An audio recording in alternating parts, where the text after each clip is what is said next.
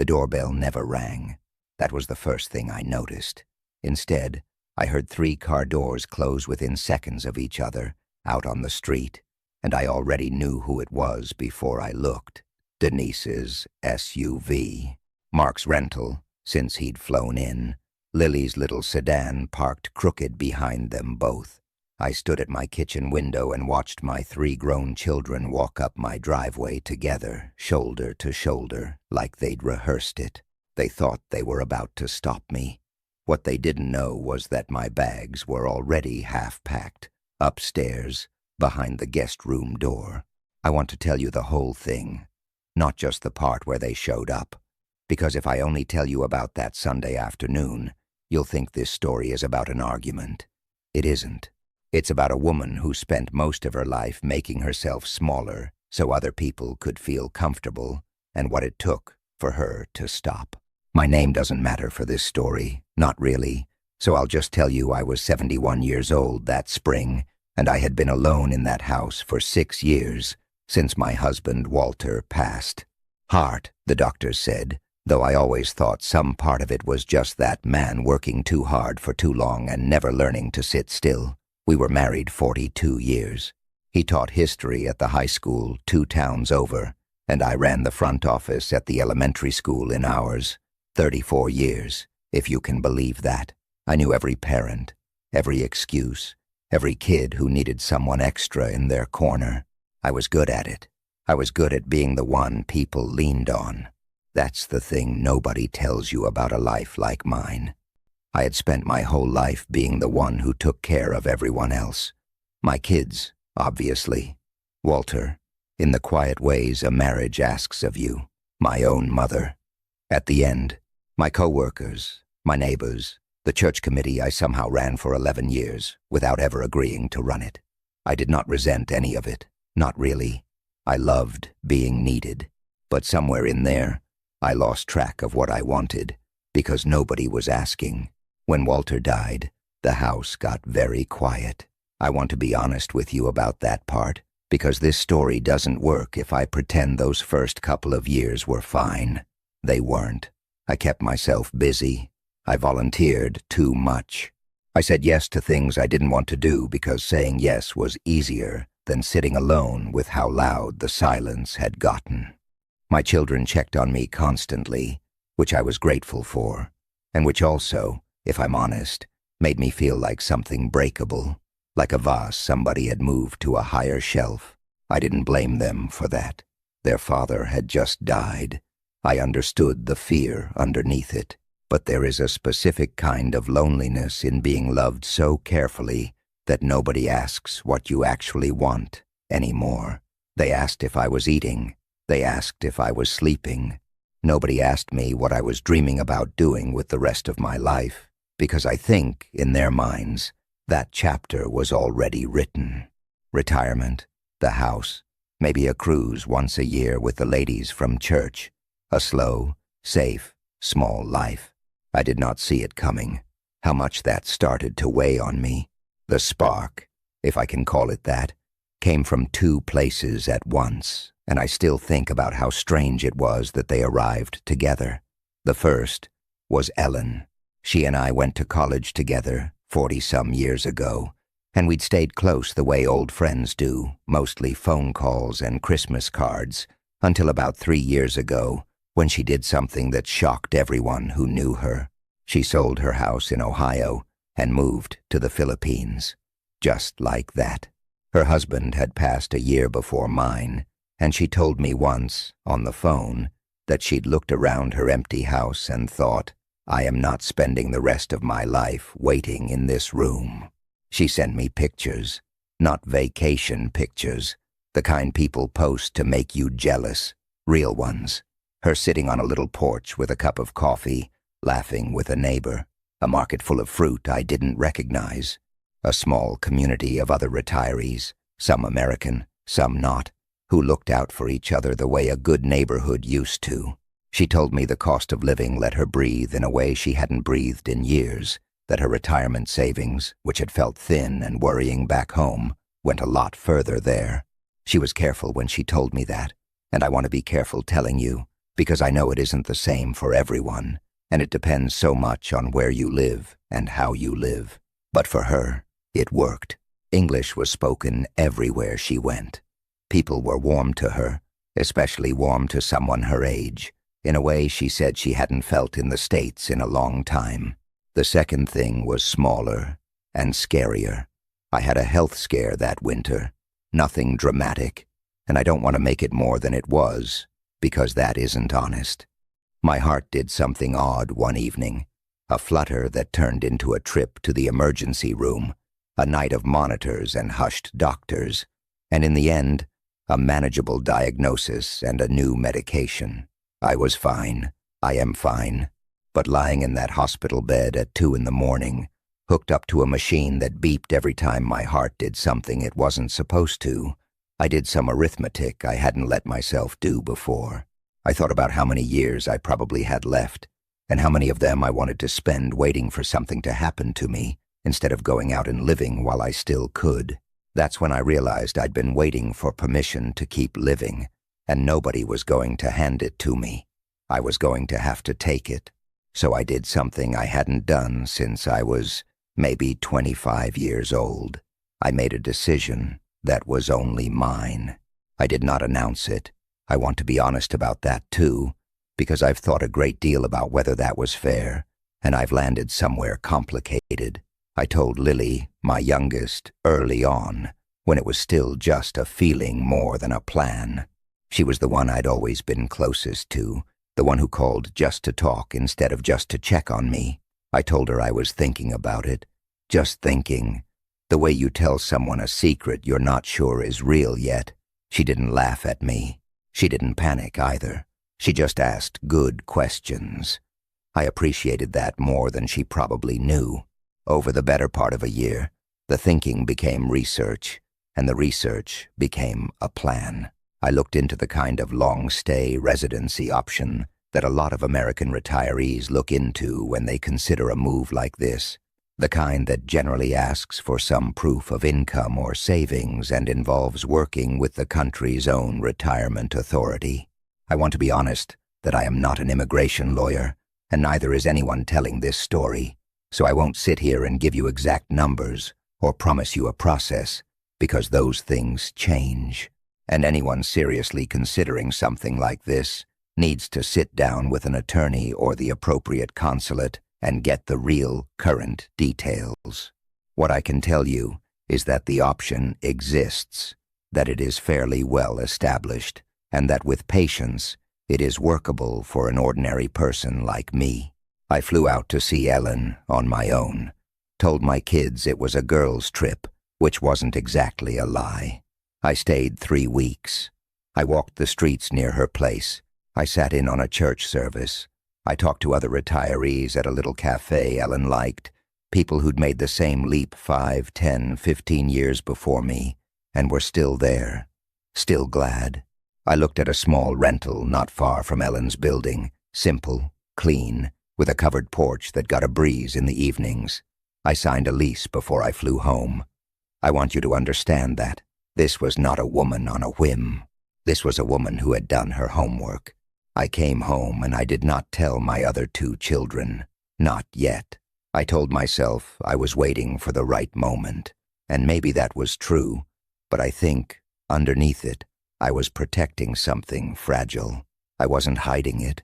I was protecting it until it was strong enough to survive their fear. It wasn't strong enough, or maybe nothing ever is, against 3 people who love you and are frightened for you at the same time. Denise found the folder.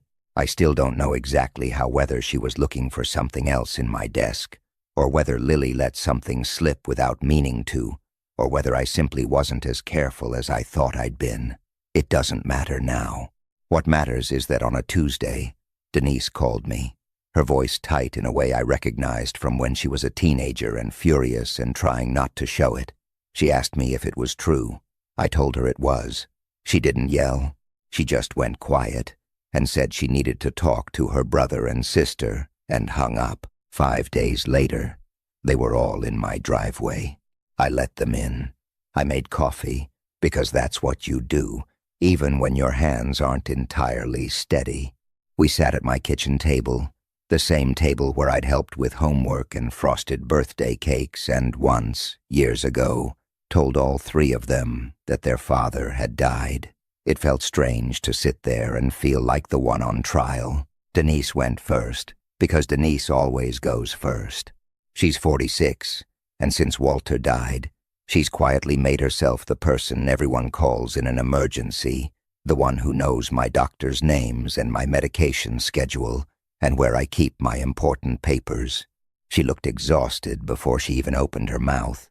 "Mom," she said, "what happens if you fall over there? What happens if something happens to your heart again, and you're alone, and it takes 2 days for anyone to even know?" Her voice cracked a little on the word alone. I can't sleep already, just thinking about it. I sat with that. I want you to know I really did sit with it, because it wasn't an unfair question. It was the question of someone who had spent 6 years as my safety net and was terrified of what it would mean to cut that net from 4,000 miles away. Mark came in next, over video call from his place 2 states over, his laptop propped up so his face filled a little rectangle on the table between us. Mark is 43, and he's always been the one who researches things to death, who shows up to arguments with printouts. He had 3 articles pulled up, and he read me pieces of them, cases of retirees who'd been talked into buying property that didn't exist, who'd wired money to men they'd met online, who'd lost pieces of their savings to people who specifically target people my age, people who look, from the outside, like an easy mark. "I'm not saying you're naive," he said, which somehow stung more than if he'd just said it plainly. "I'm saying people who love their families and trust easily get taken advantage of every single day, and you're going to be alone, in a system you don't understand, in a language you don't fully speak." I told him English was spoken widely there, that I'd been there myself, that I hadn't signed anything without having it reviewed. He nodded, but I could see he didn't fully hear me. He was still reading from his own fear, not from what I was actually saying. Lily was the last to speak, and she was the one who broke my heart a little, because she didn't argue at all. She just cried, quietly at first, the kind of crying someone does when they're trying not to make a scene and failing anyway. "I'm not ready to lose more time with you," she said. "Sophie has a recital in the fall. You're supposed to be there. What if you miss things? What if I call you and you don't answer, and I don't know if that means you're at the market or if something's wrong?" I sat there and I let all 3 of them say their piece, and I did not interrupt, not once, even when it was hard not to. I want to tell you honestly what that felt like. It felt like being loved and doubted in the exact same breath. It felt like being handed a list of everything that could go wrong with my body and my judgment, read out loud by the 3 people whose opinions of me matter more than anyone else's on earth. I was not angry. I want to be clear about that, because anger would have been the easy feeling, and it wasn't the true one. I was tired.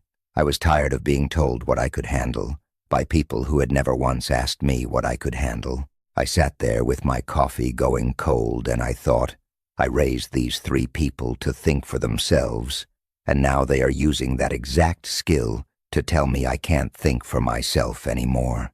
I didn't say that out loud, not that day. I told them I heard them. I told them I loved them for caring. I told them I needed some time. And they left, all 3, looking a little relieved, like they thought the conversation had done its job.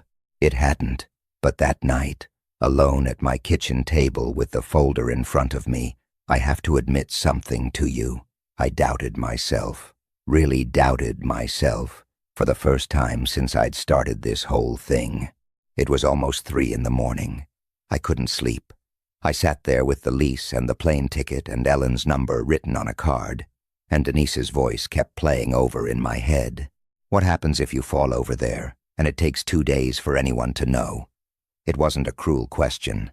It was a fair one, and I hated how fair it was. I thought about all the ways my body had already surprised me that winter, the flutter in my chest, the hospital bed, the machine that beeped. I thought, what if they're right and I'm just too proud to see it? I sat with that fear for a long time. I didn't rush past it, because I think if I had, I wouldn't trust the decision I made afterward. I let myself imagine it, actually falling, actually alone, actually scared, in a country far from my children. It was not a comfortable thing to sit with at 3 a.m. by myself.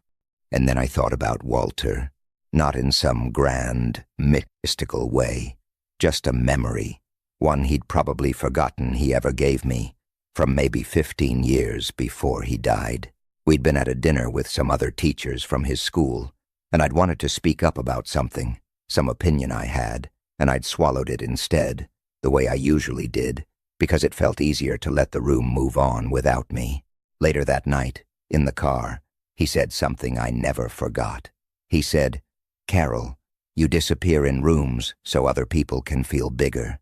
Somebody's going to have to teach you it's all right to take up space." I laughed it off at the time. I didn't laugh that night, sitting alone with my folder and my fear. I realized, somewhere around 4 a.m, that I could hold both things at once. I could take my children's fear seriously, really seriously, and still keep my ticket. Those two things were not opposites. I did not have to choose between being loved and being trusted. I just had to be the one who finally insisted on both. A few days later, I called them and asked them to come back. Not an ambush this time. I told them plainly what it was for. I made coffee again. I sat at the same table, and this time, I did most of the talking, though I made sure to look each of them in the eye while I did it, because I wanted them to understand I wasn't performing something. I was telling them the truth. I told Denise I understood her fear about being alone if something happened to me, and that it was not unreasonable, and that I had thought about it more than she probably realized. I told her about the trial visit I'd already taken, about Ellen and the small community of people looking out for each other there, about the fact that I had looked into what healthcare access actually looked like, where I'd be living, not perfectly, not without gaps, but real and available, and that I intended to keep my doctors here in the loop as well. I told her I would set up a regular schedule of calls, real ones, not just texts, so that if something ever felt wrong, she would know quickly, not after 2 days. I told Mark I had taken his warning about scams seriously enough to have a lawyer review my lease and my paperwork before I signed anything, that I had not wired a cent to anyone I hadn't met, that I understood exactly what he was afraid of, because I had read about the same things myself before I ever got on a plane. I told him his fear was not insulting to me. It was a form of love, even if it came out sounding like a lecture. I told Lily that I would not miss Sophie's recital, that I would fly back for it, that distance did not mean disappearing, and that I intended to call her every single week, on a day and time we picked together, so that silence would never become the space where her fear lived. And then I told them the part I knew they didn't want to hear. "I've already signed the lease," I said. "I already have my ticket. I am not asking your permission, because I already made this decision before you walked in that door the first time. What I am asking is for your trust going forward, and I am willing to earn it back one phone call at a time." The room went very quiet. I remember that quiet more than almost anything else about that whole year. Nobody yelled, nobody stormed out. It was worse than that, in its own way. It was the quiet of people realizing something was already decided, and having to find a way to live inside that fact. "You're allowed to be scared," I told them. "I'm allowed to go anyway." Mark logged off the call not long after that, quietly, without much of a goodbye, which told me more than anything he could have said. Denise stayed a little longer, but she was clipped, polite in the way you're polite to someone you're still upset with. She hugged me at the door, but it was a short hug, the kind that's more obligation than comfort. Lily was the one who lingered longest, sitting on my porch step with me after the other two had gone, not saying much, just staying, which I think, from her, was its own kind of answer. I won't pretend the weeks after that were easy. They weren't. There is a particular kind of loneliness in holding your ground with people you love, even when you know you're right to do it. Denise's calls got shorter. Mark didn't call much at all, just the occasional text, mostly logistical, mostly cold. Lily called more, but even she seemed to be working something out in her own head, some private math about whether she could forgive me for choosing something that scared her. They meant well. I know that now. That didn't make the silence hurt less. I packed my house up anyway. I gave things to charity, kept the pieces that mattered, boxed up photographs of Walter and the kids and every version of the family we had been. I sold the house to a young couple with a baby on the way, and something about handing my home over to the beginning of somebody else's story, right as I was starting a new chapter of my own, felt like it meant something, even if I couldn't quite name what. The morning I left, only Lily came to the airport. Denise sent a text. Mark didn't call at all. I sat on that plane with my carry-on under the seat in front of me, and I cried quietly, not because I was scared of the decision, but because I was scared of what it might cost me with them. I am not telling you this to be dramatic. I am telling you because it is true. The first few months, I settled in slower than I expected. There is an adjustment period to any big move, and I won't tell you it was effortless, just because it was right. I learned my new neighborhood, learned where to buy vegetables and where the pharmacy was and which afternoons the power tended to flicker during a storm. Ellen was there for all of it, patient in the way only someone who has already made the same leap can be. I made friends slowly, the way you do at 71, not through school or work anymore, but through small, repeated kindnesses. A woman down the road who taught me to make a dish her grandmother used to make.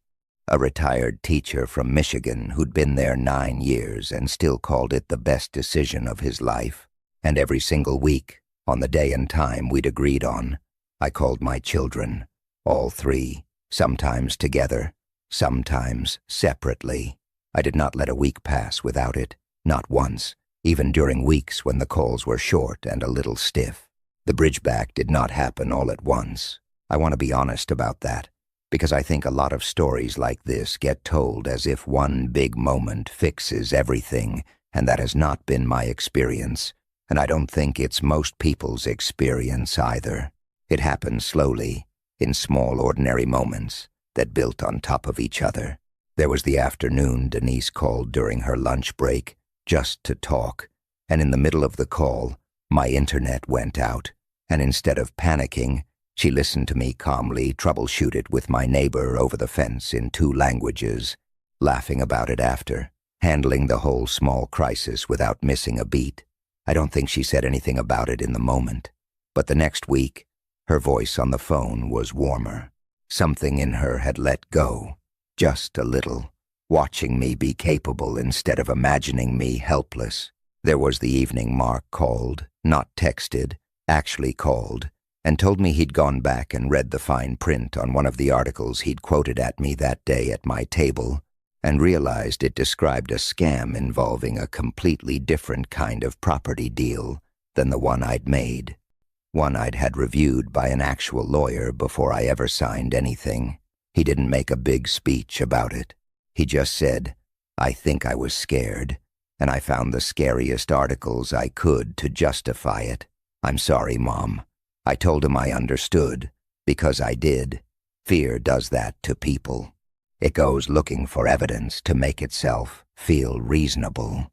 There was Lily, who started sending me pictures of Sophie's rehearsals, and who cried again on the phone the week of the actual recital, this time because I really did fly back for it, sitting in the 3rd row where she'd saved me a seat, clapping until my hands hurt.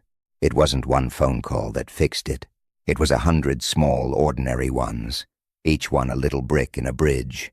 None of us were building on purpose, just by choosing, over and over, to keep showing up for each other across the distance. Denise came to visit me the following spring, with Sophie in tow, and I will tell you, watching my granddaughter run down that little sandy path near Ellen's place Watching Denise sit on my porch with a cup of coffee and actually exhale, for the first time in longer than I could remember, was one of the finest weeks of my life. Denise didn't apologize in some formal way. She didn't have to. She just looked around at the life I'd built, the neighbors who knew my name, the porch with the good breeze in the evenings, the woman who'd taught me her grandmother's recipe stopping by to say hello, and I watched something in her face settle. "I still worry," she told me, the night before she flew home. "I don't think that ever fully goes away." "I know," I told her. "I'd worry too in your position. I'm not asking you to stop worrying. I'm asking you to trust that I get to decide what I do with the worry that's mine to carry." She nodded, and I think that was the moment I understood we'd actually made it through to the other side of something. Not a resolved argument, but a real, adult understanding between two grown women who happened to be mother and daughter. Where things stand now, a couple of years into this life, is something I'm genuinely proud of. I did not get my old relationship with my children back, the one where I was simply the steady, careful mother who never surprised anyone. I got a new one where they know I meant it, one where love and worry and respect all sit at the same table together, sometimes uncomfortably, the way real family relationships actually do. Denise still worries. She probably always will, and I've made peace with that, because I understand where it comes from. Mark calls more now, real calls, and sometimes he even asks me questions about my life here, instead of just checking that I'm safe, which, if you knew Mark, you would understand is real growth. Lily visits twice a year now, and video calls me on Sundays just to talk, the way she always did. Except now there's an ocean between us, and somehow that hasn't changed the closeness at all. I think about that Sunday afternoon a lot, the three of them walking up my driveway together, so certain they were about to stop me from making a mistake. I don't blame them for it. If our roles had been reversed, if it had been one of my own parents deciding to move across the world alone at 71, I imagine I would have been frightened too. Fear, when it comes from people who love you, deserves to be taken seriously. It does not deserve to be obeyed without question. Here is the part I still think about, more than anything else from that whole year. It would have been so easy to let their fear become my decision.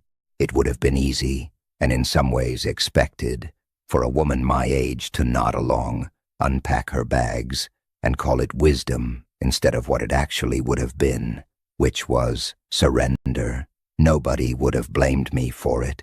Most people, I think, would have quietly approved, but I had spent decades letting other people's comfort decide the shape of my life, and I was not willing to spend whatever years I had left doing the same thing. Getting older does not mean losing the right to choose your own life, and loving someone does not always mean agreeing with them. I had to learn that about my children, and I think, eventually, they had to learn it about me. I don't know how many more years I have. Nobody does, at any age, though you start doing that arithmetic more honestly once you pass 70. What I know is that I am not spending them small. I am not spending them waiting in a quiet house for someone to check on me. I am spending them on a porch with a good breeze in the evening, with neighbors who know my name, with a granddaughter's laughter carried down a sandy path, with 3 grown children who call me not because they're worried, most weeks, but because they simply want to talk to their mother. If you are sitting somewhere tonight, at any age, wondering whether it's too late to want something different for yourself, or wondering whether the people who love you will ever really see you as capable of choosing your own path, I want you to hear this clearly. It is not too late, and their fear, even when it comes from love, is not the same thing as the truth about who you are. If any part of this reminded you of your own family, of a time you were underestimated by people who loved you, or a choice you made later in life that surprised everyone around you, including yourself, I would love to hear about it. Tell me in the comments. And if stories like mine mean something to you, stay a while longer here. There are more of us out there than you think, quietly proving it is never too late to choose your own life.